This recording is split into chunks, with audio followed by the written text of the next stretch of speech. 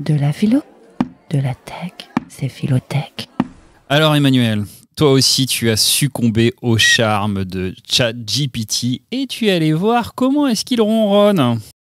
Eh oui, j'ai craqué. Après plusieurs semaines de snobisme intellectuel qui me faisait toiser autant l'application elle-même que ses utilisateurs, eh bien j'ai testé ChatGPT. Et je dois avouer que c'est plutôt bluffant. Ça faisait un petit moment que j'entendais parler de ce nouveau dieu de la production lexicale, de ses bienfaits, de ses risques, que j'écoutais, circonspect, mes étudiants l'évoquaient de manière décomplexée comme une forme de normalité, moi qui aurais été pétrifié de honte à la seule idée de mentionner Wikipédia comme source.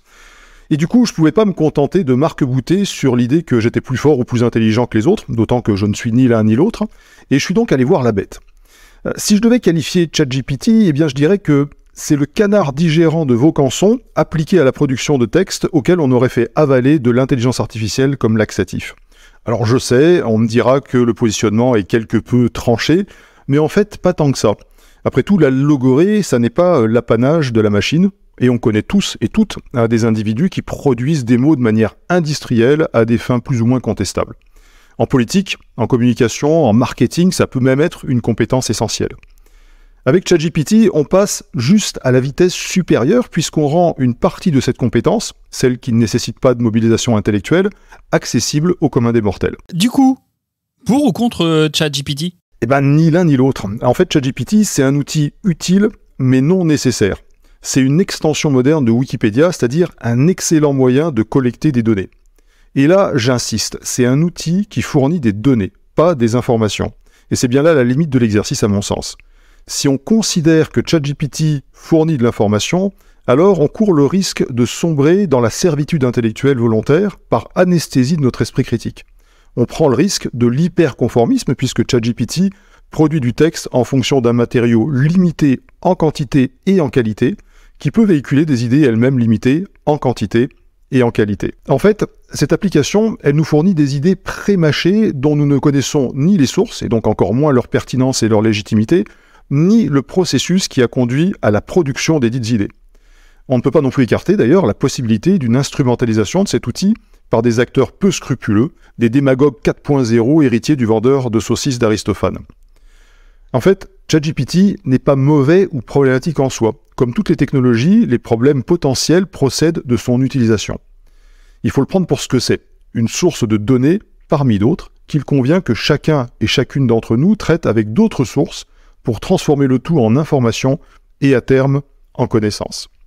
Comme l'écrivait Gilbert Simondon en 1958, je cite, « Les objets techniques qui produisent le plus d'aliénation sont aussi ceux qui sont destinés à des utilisateurs ignorants. » Fin de citation. En l'occurrence, si je mets mon esprit critique en veille, j'accentue mon ignorance et j'augmente la probabilité d'inféodation à un système par nature biaisé, et je finis par régurgiter des idées qui ne sont pas miennes. Je me départis alors de ma capacité non seulement à produire de la réflexion, mais aussi à maîtriser le processus réflexif.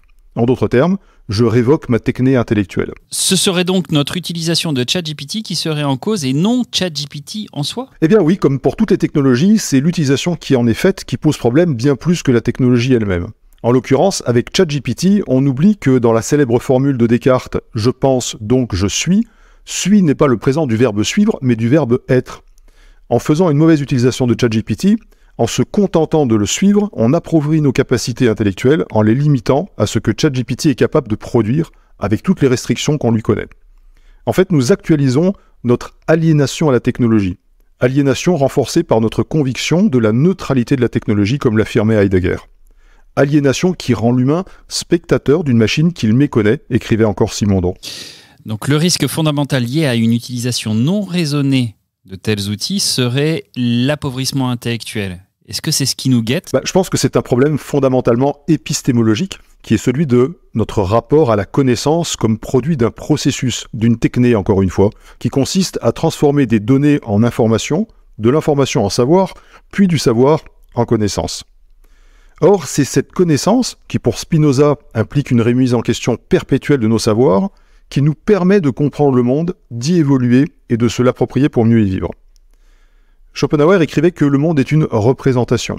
Si on laisse le soin à un outil technologique d'assurer la médiation entre nous et le monde, d'en projeter une image potentiellement biaisée sur le mur de notre caverne, de nous proposer une représentation, alors on fait le lit de la tyrannie, de ce mal dont Hannah Arendt disait qu'il s'inscrit dans le vide de la pensée. Pour Confucius, le savoir véritable, c'est savoir ce que l'on sait autant que ce que l'on ne sait pas. Or, ce savoir véritable, cette liberté, elle n'est pas accessible sans capacité à exercer notre esprit critique. Faire de ChatGPT un démiurge de la connaissance et nous soumettre à sa puissance serait un renoncement à notre liberté qui n'est rien moins, pour citer Rousseau, que le renoncement à notre qualité d'homme. French Tech, esprit critique pour Tech Éthique. Eh bien, merci.